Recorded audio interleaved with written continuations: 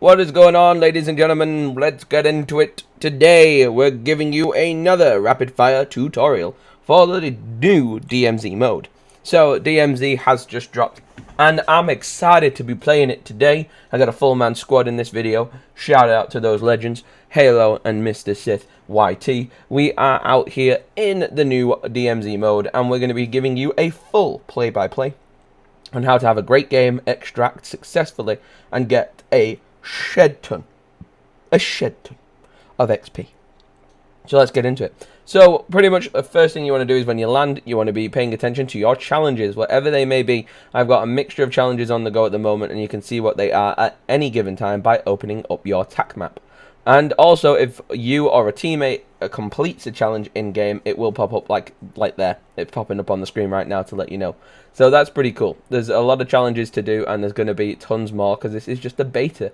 DMZ is literally in beta right now, so we still have so much more content to come, and I cannot wait to see how much the community input affects this game. But looting is your primary focus when you first spawn in, especially if you do what we do, which is minimize the risks and maximize the rewards by spawning in with nothing. We spawn in with nothing but throwing knives, and that's why we can go around and loot as much as possible. And at the end of the day, it's a win-win, because if you die, we didn't take anything in with us. So that's what we like to do. We like to go in light and try and leave as heavy as possible by getting as much as we can. Always prioritize the value of items in your inventory, especially if your backpack is the original default size. Try and carry high value items when necessary, because you'll be able to maximize the XP when you extract. You do not have to sell your backpack. In fact, there's a challenge that involves extracting with a full backpack. So you don't want to sell the items within it all the time, unless you're trying to prioritize buying like a stronghold key or something like that. Keep your items safe. Don't waste them. Just keep them in your backpack, and have a look if your challenges require you to extract with any unique ones. Like I've got to do a stim one where I've got, I think, 6 stims I need to leave with. I need to leave with 6 bandages. I need to leave with gas canisters and things like that. So have a look at your challenges and make sure you're collecting the right types of items. And then obviously if you need to spend stuff on sort of contraband in there, or weapons and gear, like gas masks, self-revives, things like that, bigger backpacks, sell it at the buy station. And obviously, yeah, prioritize what you want to leave with, and what you're carrying on you, because it's one of those looter shooters where you've got to run the risks and rewards. That's a key. We just found that. I'm going to make a video about keys later down the line. They're pretty self-explanatory.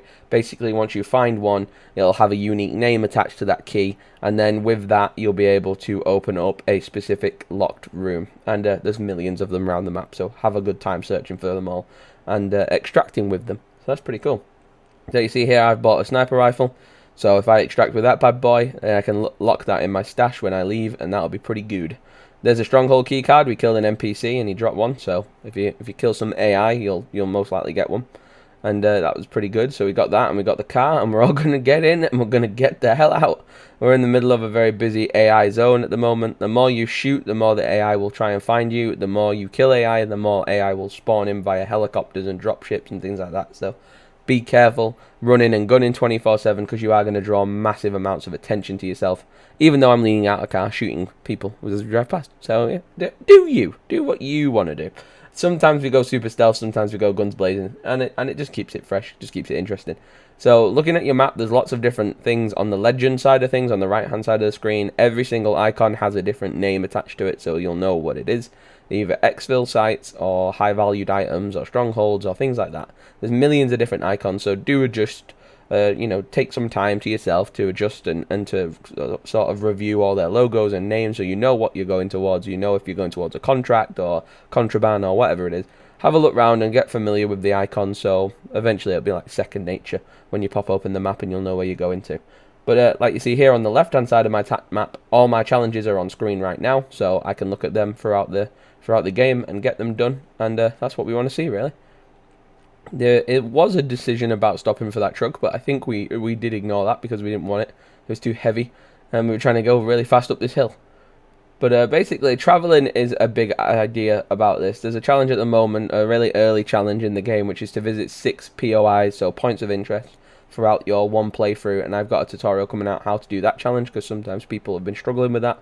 The car is stuck at this point. I'm trying to salvage it, but the car is stuck. There's no getting out of it. It is stuck where it is.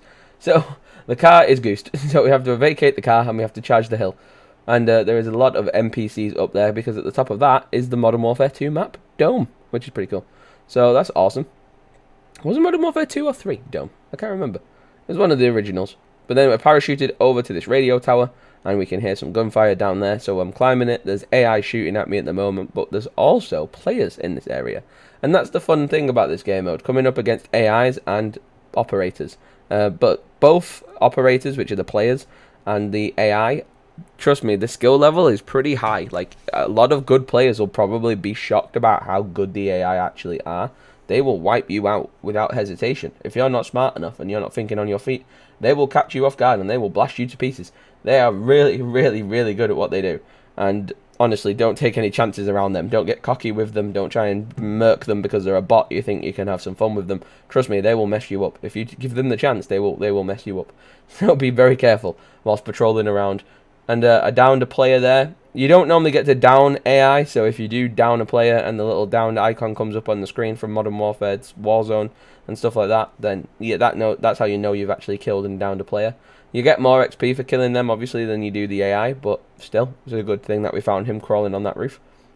And then parachute off the radio tower and hop down into the van. We're loading into this big armoured car. The AI sometimes drive these about and leave them abandoned so you can steal them and drive around.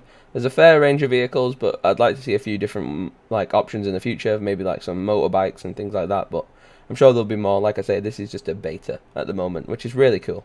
But I enjoy this more than Warzone, to be fair. I've not yet played Warzone 2, so I might enjoy Warzone 2 more than Warzone 1. But I just enjoy the fact that this feels a lot more like a campaign online type thing. It feels more immersive. I've never played Tarkov. I've watched it endlessly.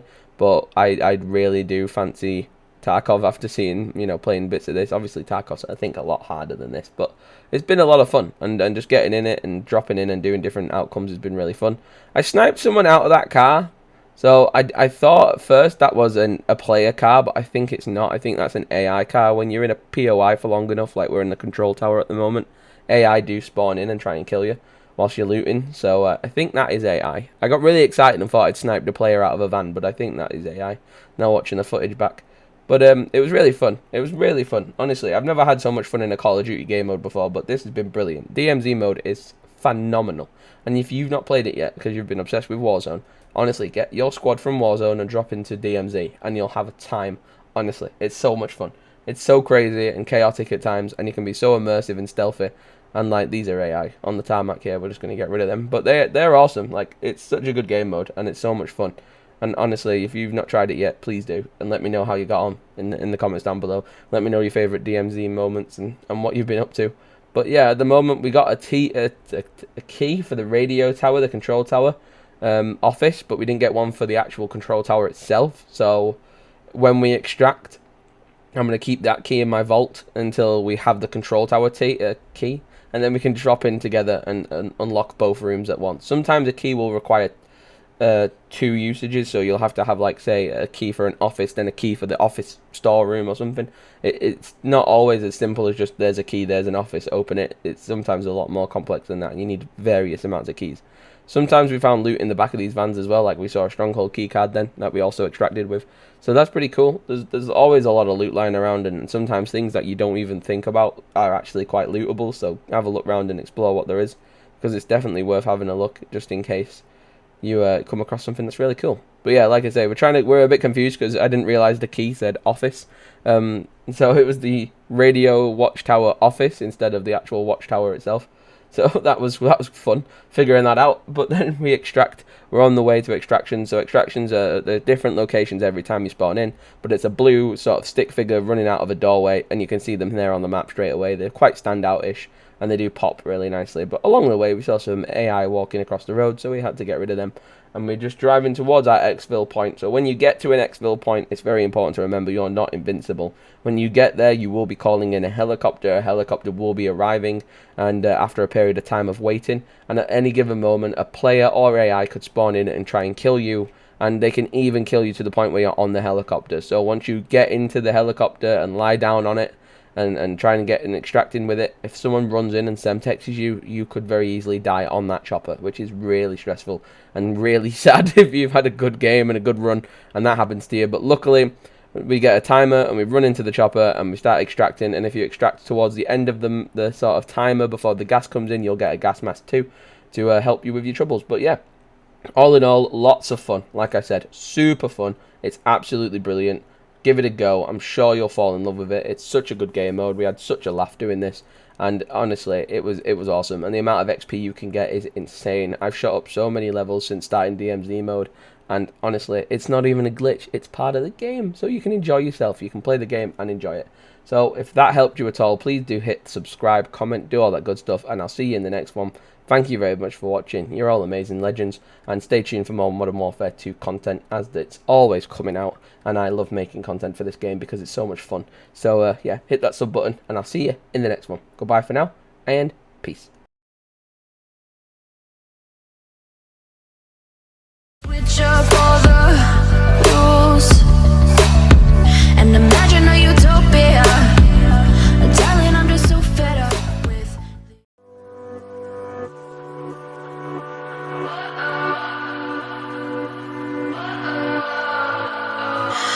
what does perfect even mean?